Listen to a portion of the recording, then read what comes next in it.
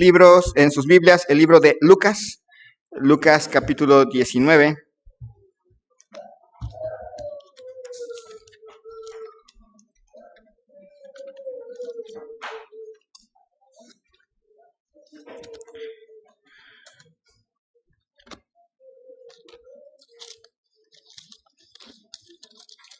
Lucas capítulo 19, versículo 28.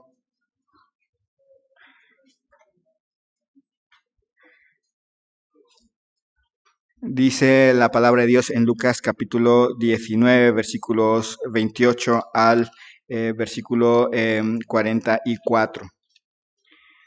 Dicho esto, iba adelante subiendo a Jerusalén. Y aconteció que llegando cerca de Betfagé y de Betania, al monte que se llama de los Olivos, envió 2 de sus discípulos, diciendo: Id a la aldea de enfrente, y al entrar en ella hallaréis un pollino atado en el cual ningún hombre ha montado jamás. Desatadlo y traedlo. Y si alguien os preguntare por qué lo desatáis, le responderéis así: porque el Señor lo necesita. Fueron los que habían sido enviados y hallaron como les dijo. Y cuando desataron el pollino, sus dueños les dijeron: ¿por qué desatáis el pollino? Ellos dijeron: porque el Señor lo necesita.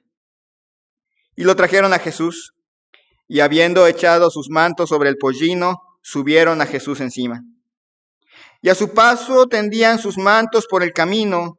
Cuando llegaban ya cerca de la bajada del monte de los Olivos, toda la multitud de los discípulos, gozándose, comenzó a alabar a Dios a grandes voces por todas las maravillas que habían visto, diciendo: bendito el Rey que viene en el nombre del Señor, paz en el cielo y gloria en las alturas.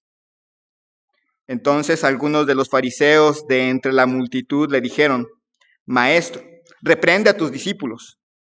Él respondiendo les dijo: os digo que si estos callaran, las piedras clamarían. Y cuando llegó cerca de la ciudad, al verla, lloró sobre ella, diciendo: oh, si también tú conocieses, a lo menos en este tu día, lo que es para tu paz. Mas ahora está encubierto de tus ojos. Porque vendrán días sobre ti cuando tus enemigos te rodearán con vallado y te sitiarán, y por todas partes te estrecharán, y te derribarán a tierra, y a tus hijos dentro de ti, y no dejarán en ti piedra sobre piedra, por cuanto no conociste el tiempo de tu visitación. Oremos. Señor y Dios, te damos gracias en este día por tantas bendiciones que nos has dado. Gracias, Señor, porque en Cristo Jesús conocimos la salvación, la vida eterna. Podemos dar testimonio a otros de que tenemos un Salvador vivo, un Salvador que se compadece, pero al mismo tiempo un Salvador que no puede pasar por alto a quienes le rechazan. Señor, que tú obres en cada corazón. Si hay aquí alguna persona que aún no te conoce, que ha escuchado de ti, pero aún no ha tomado una decisión clara, Señor, que tú abras su corazón. Podemos pasar horas y horas, pero si tú no abres su corazón, Señor, la persona puede seguir como está. Quita, Señor, vendas.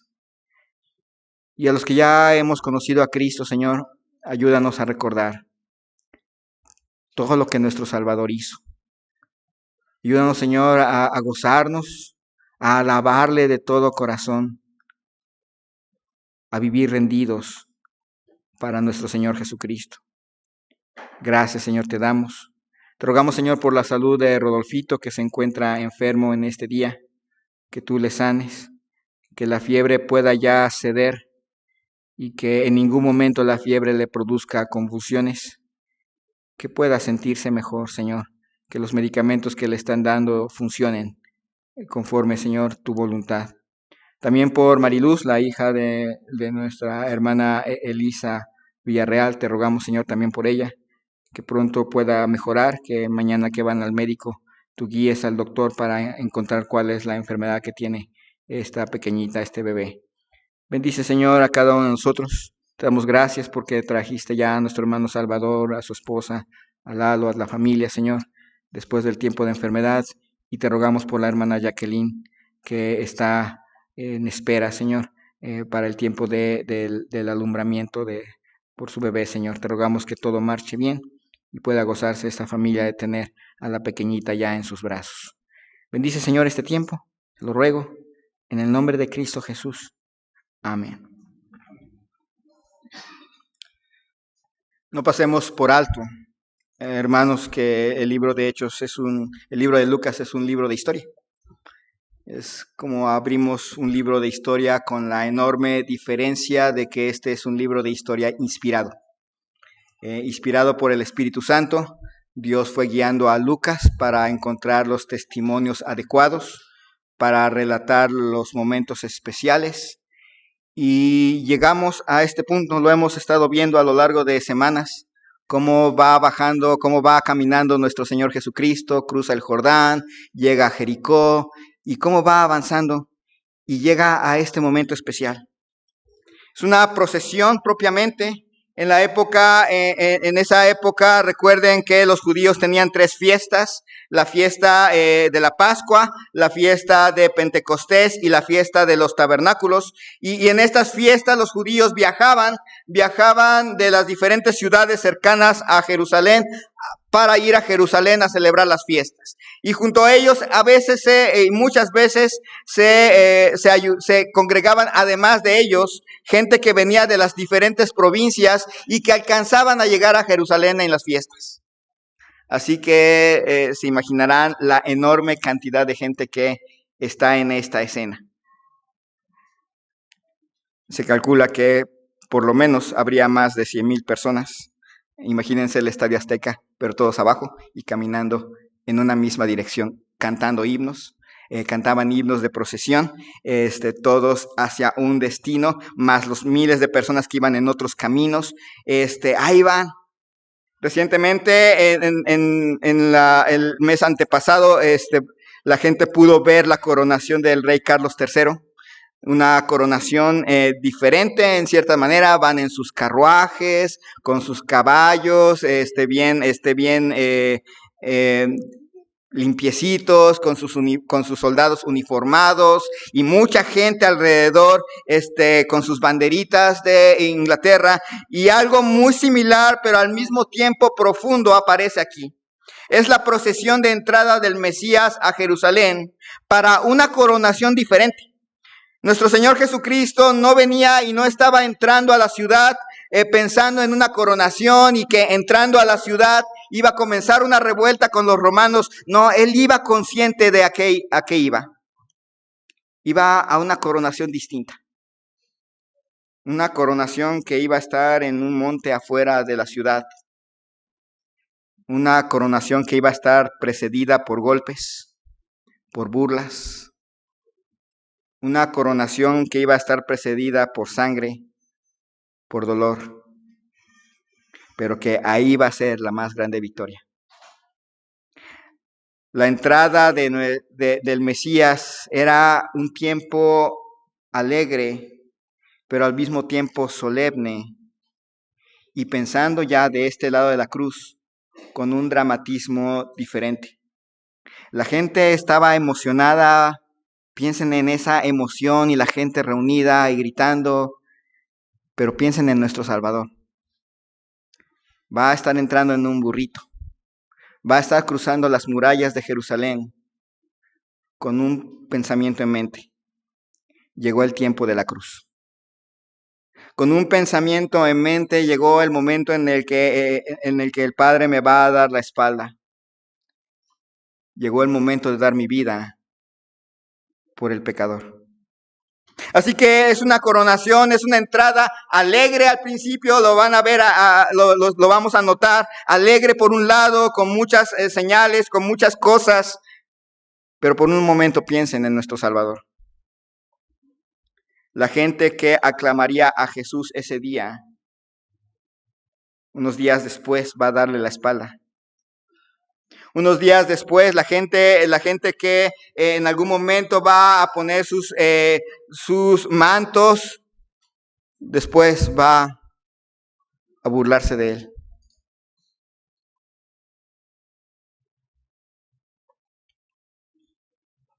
El rey que vino.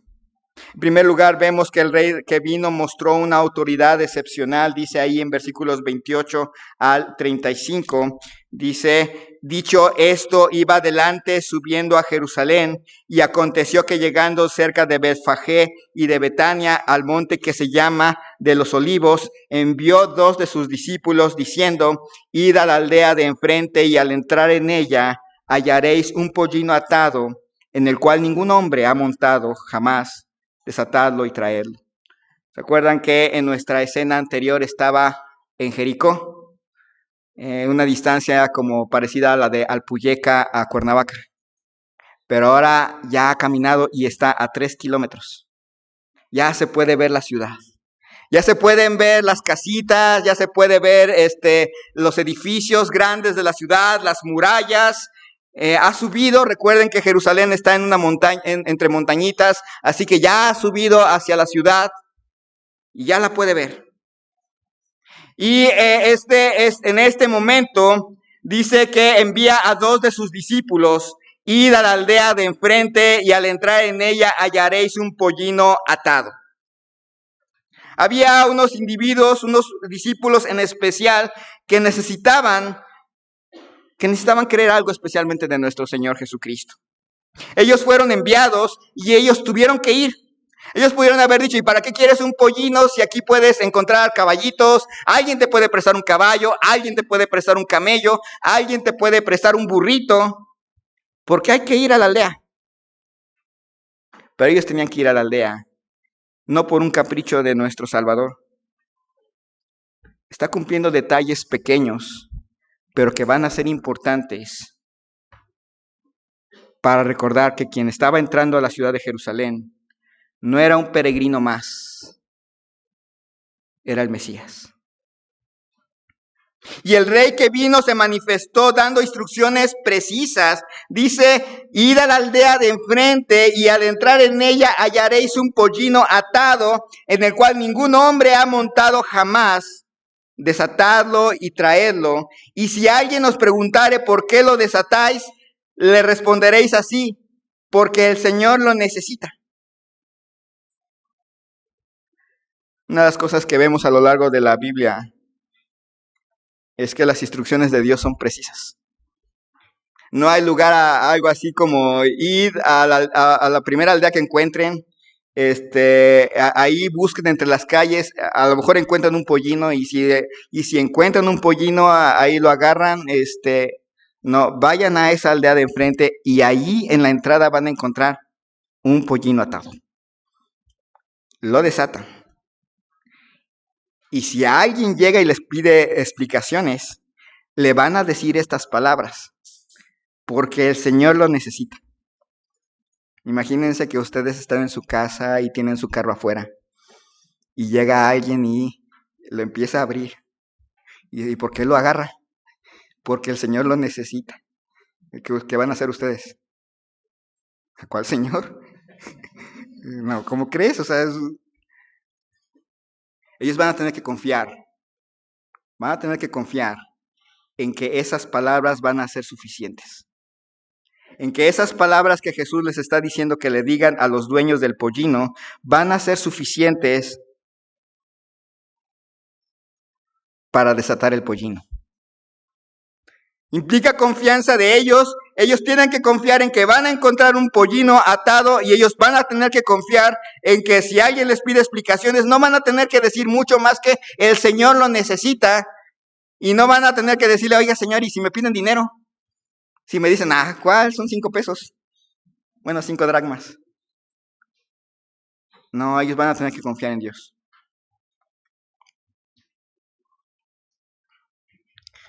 Sigue diciendo en esta pequeña historia.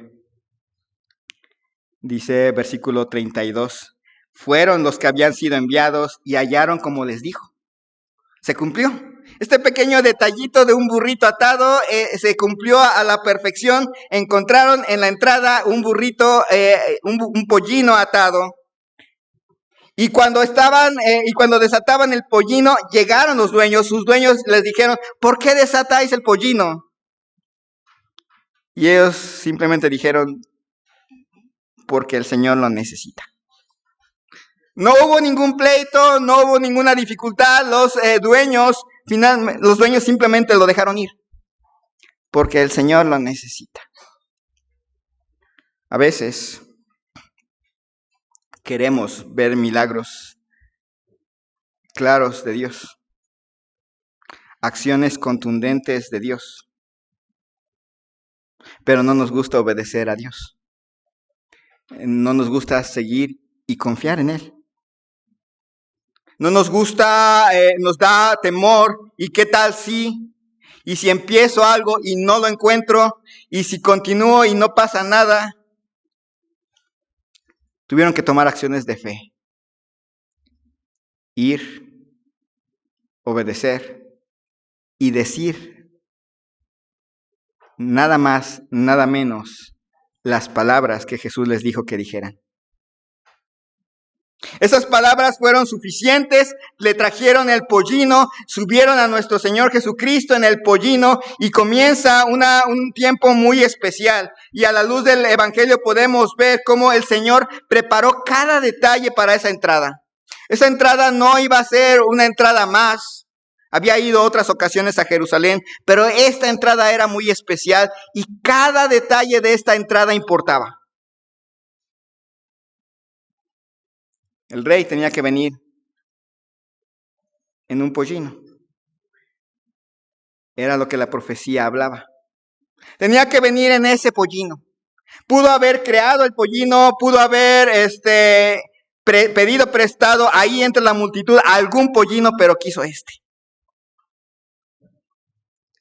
Porque sus discípulos necesitaban aprender que esta entrada también estaba planeada. Que ese día también estaba en la mente de Dios. Que ese día que comenzaba, la semana más importante, inclusive para nosotros, cada detalle ya estaba planeado. No había nada al azar, no había nada en capricho. Cada detalle venía planeado. Y estamos invitados y estamos invitando a las personas a creer en este Salvador que vino a este mundo, el único Salvador que ha venido a este mundo y cuya obra fue perfectamente planeada, fue perfectamente realizada. Podemos confiar en un Salvador que no deja nada al azar. No ha dejado nada al azar y no deja nada al azar. Hermano que ha creído en Cristo, recuerde que nuestro Dios arregla todas las cosas, pero para que su obra camine. A nosotros nos gusta que arregle todas las cosas para que nuestra obra camine, pero en realidad lo que arregla es todo para que su obra camine. Y es una gran bendición participar en su obra porque ahí podemos ver el gran poder de Dios. Dejemos de pensar que las cosas tienen que acomodarse a nuestro favor. Y pasemos a entender que las cosas se acomodan a su favor y en ella obtenemos los mejores beneficios. En la obra de Dios marchando, nosotros nos podemos gozar. ¿Confiará en ese Salvador? Confía ya en ese Salvador. Dice luego en versículo 36, y a su paso tendían sus mantos por el camino. Cuando llegaban ya cerca de la bajada del monte de los olivos, toda la multitud de los discípulos, gozándose, comenzó a alabar a grandes voces por todas las maravillas que habían visto, diciendo: bendito el Rey que viene en el nombre del Señor, paz en el cielo y gloria en las alturas. Piensen en esa emoción. No sé si alguna vez han participado en una manifestación. No se los recomiendo. pero la gente moviéndose toda junta, bueno, algunos a lo mejor no una manifestación, pero sí una procesión. Las dos cosas hacen algo similar. Pero mucha gente caminando en un destino, caminando, haciendo cosas, si también han participado en un desfile, también se pueden entender más o menos la emoción que se siente al estar allí.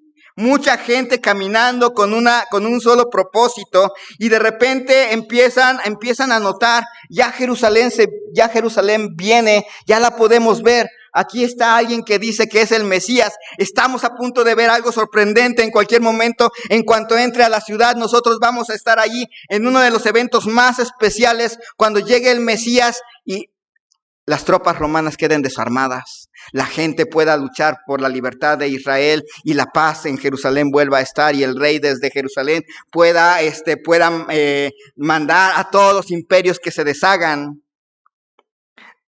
¿Notan la emoción de la gente? Pueden imaginarse esa emoción.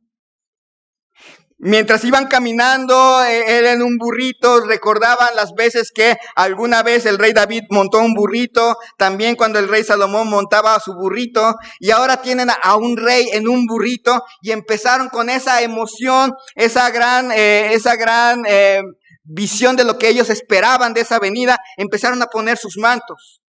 En los otros evangelios nos dice que empezaron a arrancar palmas y las empezaron a poner. En aquel entonces las palmas eran símbolo de victoria. Así que empezaban a poner, llegó el momento de la victoria. ¡Qué emoción! Y ellos tenían una expectativa, una esperanza de una liberación física, mientras nuestro Salvador montado en un burrito sabía que no venía una revolución, que no venía para desarmar a los soldados romanos. De hecho, él sabía que los soldados romanos en algún momento ya en la ciudad le van a darle latigazos. Que él no venía para ordenar la desaparición del imperio romano y la libertad de Israel. Venía para otro tipo de libertad. Pueden notar ese contraste. Un Salvador, el Salvador que ya venía y ya sabía a lo que venía, montado en su burrito, oyendo a toda la gente gritar, ¡ah! Pero él sabe muy bien, no vengo a esto. Vengo a traer libertad, pero no como se la imaginan. Conforme fue avanzando, la emoción fue aumentando y mientras se iba acercando a la ciudad, la gente comenzó a gritar. Dice que lo hizo a grandes voces. Si han ido a un estadio, imagínense, yo no he ido al Estadio Azteca, pero si han ido al Estadio Azteca o algún estadio de ese tamaño, imagínense a toda la gente gritando, a toda la gente emocionada y gritaban ahí, bendito el Rey que viene en el nombre del Señor, paz en el cielo y gloria en las alturas. Todos emocionados, ya viene el Rey está aquí presente.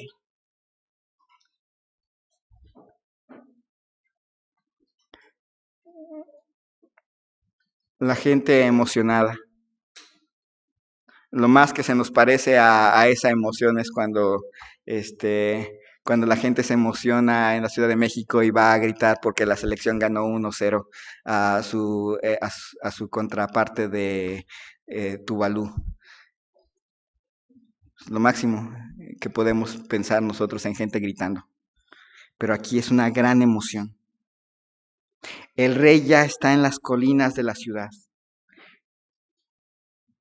Mucha de la gran tragedia que va a ocurrir aquí es que la gente tenía una expectativa diferente a lo que realmente iba a suceder.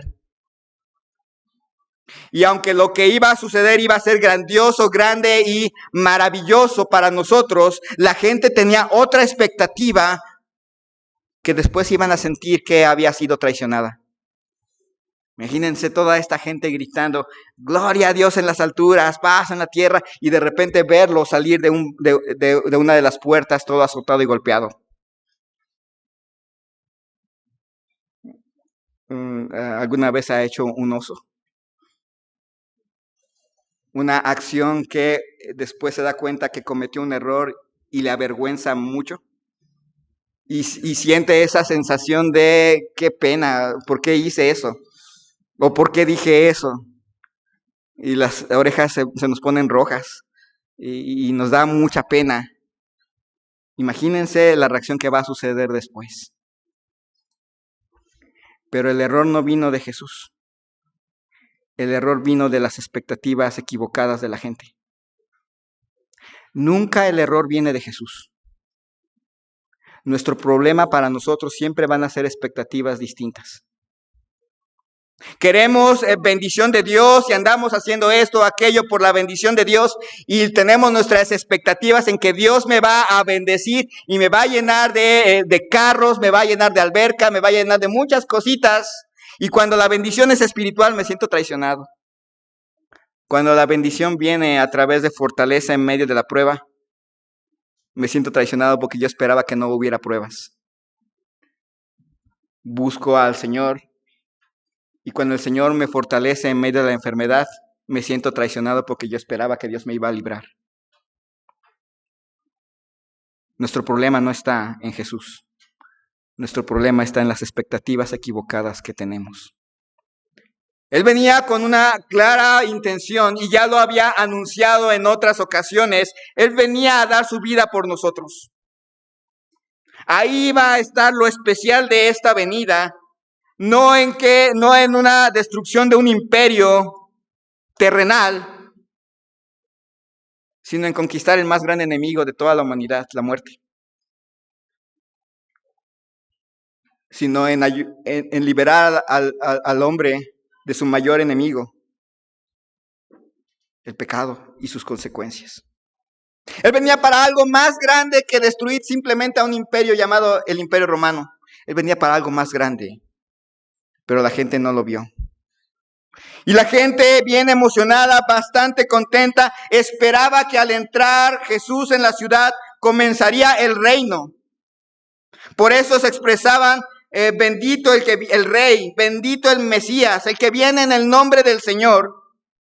La gente pensaba, no va a haber paz en este mundo hasta que no se destruya el imperio romano y Jerusalén viva en paz.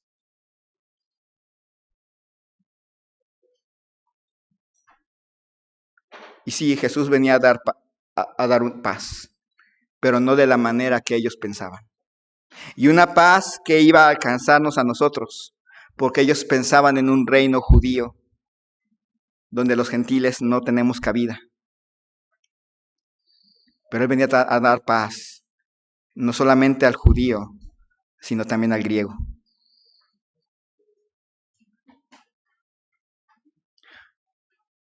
Cristo es ese rey bueno y gobernante amoroso que vino por primera vez a morir en una cruz. Y vino a morir en la cruz por nosotros para que el castigo de nuestra paz cayera sobre Él. Eran momentos gloriosos. Piensen en nuestro Señor Jesucristo, en la emoción. No piensen ahora en la emoción de la gente, sino en la emoción de Él. Sentado sobre un burrito, con toda la gente gritando, con la gente poniendo los mantos, pero Él sabiendo, no voy a una coronación como ellos esperan. Voy a una cruz por el pecador.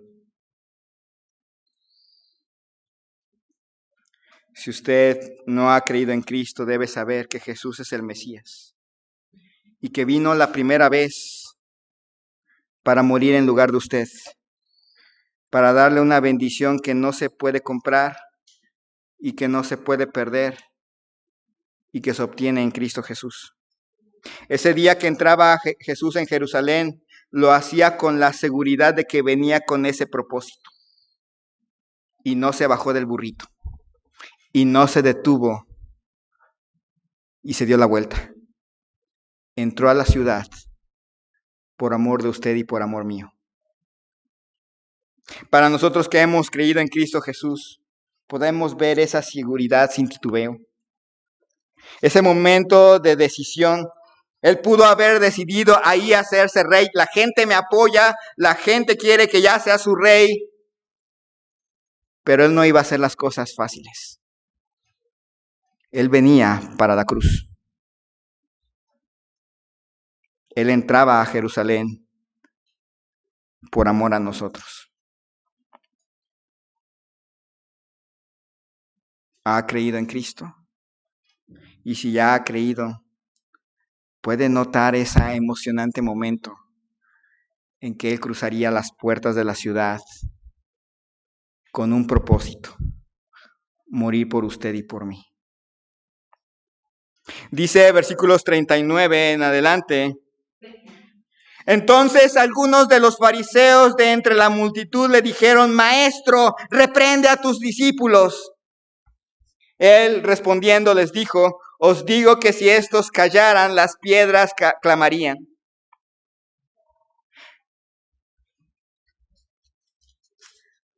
Siempre fue muy triste ver el rechazo. Y no podemos decir: yo soy mejor que el fariseo, porque probablemente si estuviéramos ahí seríamos de ellos. Los fariseos, noten siempre esta curiosidad, siempre estaban junto a Jesús, pero nunca creyeron. Los fariseos no podían concebir la palabra y los atributos que se le otorgaban al Mesías. Los fariseos no podían reconocer en ese hombre al Mesías. Y se enojaban. Ellos estuvieron mucho tiempo cerca de Jesús, escucharon las palabras, estuvieron atentos a cada uno de sus milagros, pero nunca creyeron. Y están ante su última oportunidad. Una vez que entre, las cosas van a ser diferentes para ellos.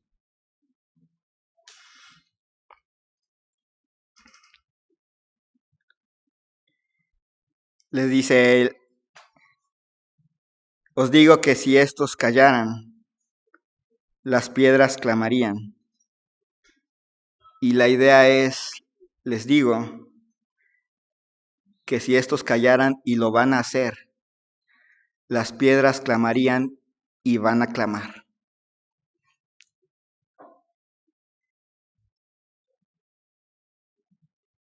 El Mesías les estaba dando la última oportunidad. El último momento que les iba a dar a ellos de tomar la palabra y creer en el Mesías, estaba dando finalmente su tiempo final. A veces pensamos que las oportunidades para creer en Jesús son infinitas y podemos rechazarle, podemos posponer, podemos encerrar en una cajita y guardar para al final. Se nos olvida que aunque el Señor es paciente y no quiere que nadie perezca, tampoco pasa por alto al pecador. Y la oportunidad puede terminar hoy. Para ellos estaba dando su punto final.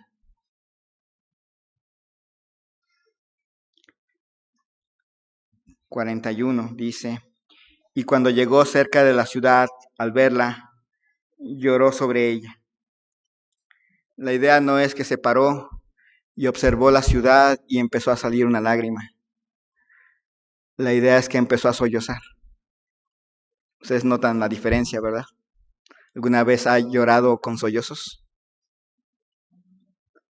A veces lloramos y simple y sencillamente sale nuestra lagrimita y estamos llorando. Pero hay otras veces que el dolor, la pena es tan grande que empezamos a movernos y a llorar y a producir un sonido diferente. A veces lloramos y la mayoría de las veces somos silenciosos y simplemente escurren nuestras lágrimas. Pero aquí ya es un dolor inmenso. Una de esas veces como pocas. Muy pocas veces lloramos con sollozos. Sí lo hemos hecho. Creo que la mayoría aquí sabemos qué es llorar con sollozo. Lo produce un dolor diferente. Lo produce un dolor distinto. lo produce un dolor que es superior al control de nosotros mismos. Así lloró. Miró hacia la ciudad y empezó a sollozar.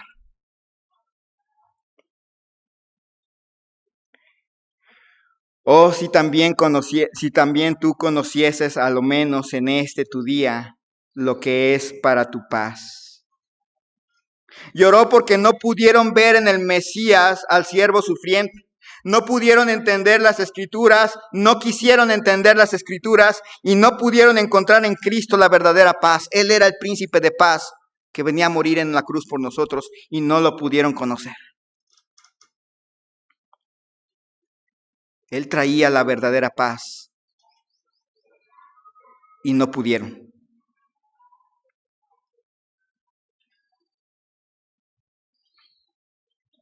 Él no es un salvador insensible. No es como nosotros que, si no quiere el favor, pues allá él. A él sí lo quebrantó. A él sí lo hizo llorar, sí le rompió el corazón el ver que él había venido para ofrecerles paz y ellos nunca pudieron ver en él el Mesías. Oh, si también tú conocieses a lo menos en este tu día lo que es para tu paz, mas ahora está encubierto de tus ojos. Le dolió bastante, le dolió con ese dolor que produce esa clase de llorar con sollozos. Lloró porque su necedad los llevó a quedar ciegos ante lo evidente. Fueron necios. Algunas veces le llegaron a nuestro Señor Jesucristo y le decían, muéstranos señal. Esa frase está escrita inmediatamente después de que Dios multiplica los peces. Más grande señal no habían podido tener. Algunas personas dicen, yo no voy a creer hasta que no vea a alguien levantarse de los muertos, entonces sí voy a creer. Pues ellos tuvieron a alguien que se levantó de los muertos y en lugar de creer en él, hicieron un complot para matarlo, porque la gente se iba tras ellos. La naturaleza pecaminosa de cada persona puede notar qué tan terrible puede ser. Puede ser tan grande que al más pequeño detalle lo magnifican y yo no creo en Cristo porque conozco a un hermano que esto y esto y esto y esto y por ese detalle deciden cerrarse, pero no es el hermano el que cierra su corazón, es usted el que lo hace. Gracias a Dios que Él iluminó los ojos de nuestro entendimiento. No éramos mejores que ellos. No somos mejores que ellos. Si no hubiera sido por la obra de Cristo en nuestro corazón, nosotros hubiéramos sido tan necios y tan ciegos como ellos. Fue Él en nosotros. Él llora, dice ahí, no nada más por eso, dice ahí, porque vendrán días sobre ti cuando tus enemigos te rodearán con vallado y te sitiarán y por todas partes te estrecharán y te derribarán a tierra y a tus hijos dentro de ti y no dejarán en ti piedra sobre piedra. Él lloró porque no podían permanecer rebeldes todo el tiempo y salirse con la suya. Un día iban a tener que enfrentarse al juicio de Dios. Para Jerusalén fue 40 años después.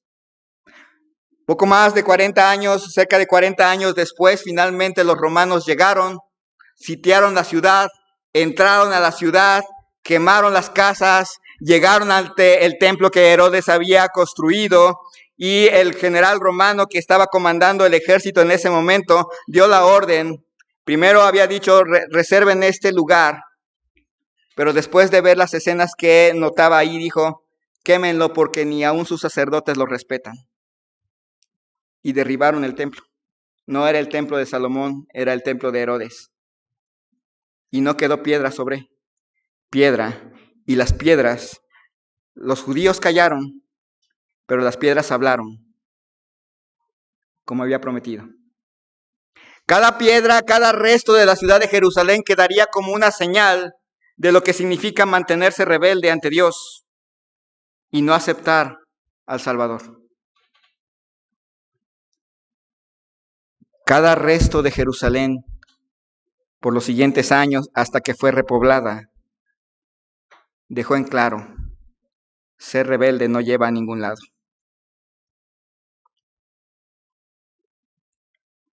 Lloró porque las piedras de las ruinas hablarían de la majestad, de la misericordia, del amor de Dios, pero también hablaría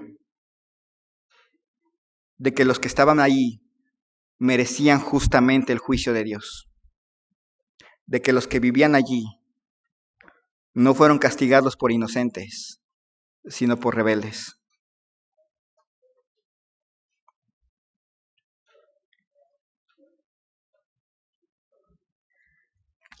Cuando uno de nosotros, cuando alguien de aquí pospone su decisión de creer en Cristo, rechaza a Cristo por la cuestión que quiera,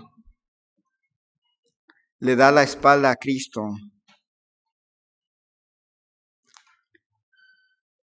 sí produce dolor en el Salvador. Porque Él ya hizo todo. Él ya fue a la cruz. Ya no hay nada más que hacer. Y ofrece paz. Para nosotros los que hemos conocido a Cristo como nuestro Salvador personal, piense en esas lágrimas. Sí, estaban hechas y estaban diseñadas para Jerusalén, pero piense en esas lágrimas.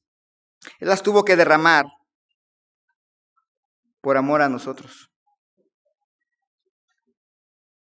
Si hubiéramos estado allí, hubiéramos oído a Jesús sollozar. Sollozar fuerte. Ahí en público.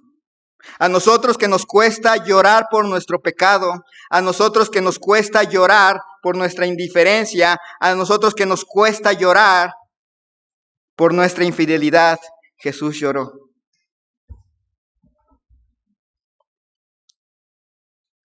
Pero también entiende a aquel que llora porque sufre por el pecado de otros. Entiende a aquel que llora cuando hay una pérdida. Sabe que tiene un Salvador que le entiende cuando usted solloza, que le entiende cuando usted derrama lágrimas, que le entiende cuando usted llora porque le han rechazado, que le entiende cuando usted llora por causa de su propio pecado. Él llora. Si usted no ha creído en Cristo Jesús, Él quizás está ahora a la puerta y le llama, como ese día que Jesús se paró junto a Jerusalén. Y usted puede decidir abrir la puerta o puede decidir dejar afuera y que Él llore por usted, porque usted no quiso conocer el tiempo de su paz. Para usted como yo que ya hemos recibido a Cristo, una de las tantas cosas que podemos agradecerle es esas lágrimas. Él no merecía derramarlas, pero las derramó. Él no merecía sollozar, pero sollozó. Él no merecía dolerse por el rechazo, pero lo hizo. Por usted y por mí. La entrada a Jerusalén. El rey viene. Y el rey llegó y empezó a entrar hacia la ciudad donde va a sufrir, donde sufrió por usted y por mí. Vamos a orar. Señor y Dios, te damos gracias en esta mañana tarde por la vida que nos has concedido y gracias, Señor, por este pasaje. Es impresionante ver cómo pasan las cosas de la seguridad, la alegría, a tus sollozos. Sin orgullo, sin pena, delante de todos, lloraste. Lloraste por el pecado de otros, por el rechazo de otros, lloraste. Te damos gracias, Señor, porque nos abriste el corazón, los ojos de nuestro entendimiento y pudimos conocer la paz en Cristo Jesús. Nos gozamos del Rey que viene, nos gozamos del Rey que pone todo en orden a su favor. Pero a veces somos indiferentes. A veces queremos que tú obres a favor nuestro y para nuestras obras. A veces damos una adoración falsa. Queremos tu reino, pero queremos que ese reino se parezca al nuestro. Y olvidamos que lloraste. Y no merecías que provocásemos esas lágrimas. Y no merecías que provocásemos esos sollozos. Y sin embargo a nosotros nos cuesta llorar por nuestro pecado o porque otros no quieren aceptarte. Nos cuesta trabajo. Perdónanos. Y así en actitud de oración habrá alguna persona aquí que diría, yo la verdad no sé si soy salvo. Yo no sé si realmente Cristo está en mi corazón. O yo realmente sé que soy causa de sus lágrimas porque no quiero rendirme a Él. Pero hoy me gustaría que alguien me mostrara con la Biblia cómo aceptar a Cristo como mi Salvador personal. Que alguien me mostrara el Evangelio. ¿Habrá alguien así? Le invito a levantar su mano.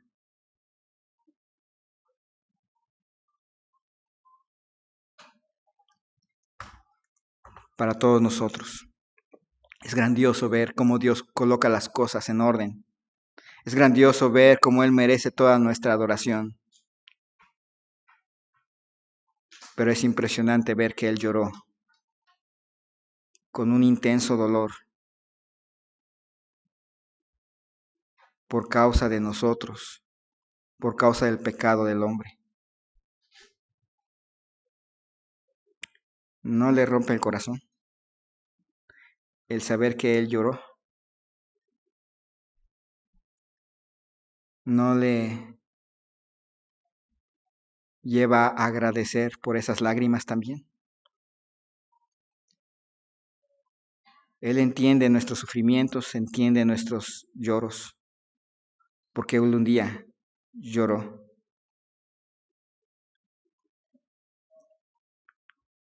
Pero también Él espera que nosotros lloremos por causa de nuestro pecado, porque Él tuvo que derramar lágrimas por eso. Mientras nuestro hermano toca el piano, el altar queda abierto. Agradecemos a Dios por su muerte en la cruz, pero agradecemos a Dios por sus lágrimas. El altar queda abierto.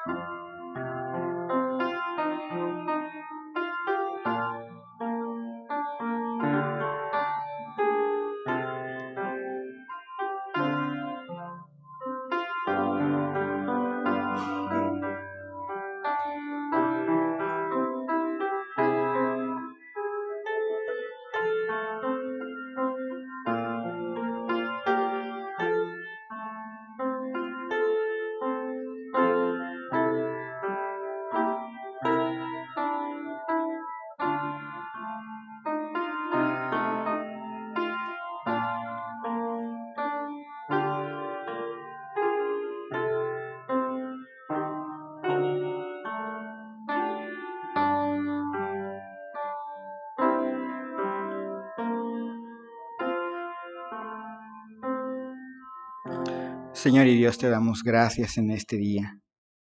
Gracias, Señor, porque un día nosotros éramos los necios rebeldes, pero tú, Señor, tocaste nuestro corazón a través del Evangelio, nos abriste los ojos de nuestro entendimiento, pudimos tomar la decisión de venir a ti. Nos salvaste tú, cambiaste nuestro corazón. Pero, Señor, te pedimos por nuestros amigos, familiares, vecinos que no lo han hecho. Ayúdanos, Señor, a dolernos por ello. No a ver eso con indiferencia porque tú no lo viste con indiferencia. Danos ese corazón capaz de llorar, capaz de doblar rodillas por ese familiar, ese amigo, ese vecino que vez tras vez te rechaza. Danos esa capacidad de llorar por ellos y orar por ellos y llevarles el Evangelio constantemente, insistentemente, porque tú lo hiciste así con nosotros. No te rendiste con nosotros y te damos gracias. Lleva con bien a cada hermano, a cada hermana a su casa.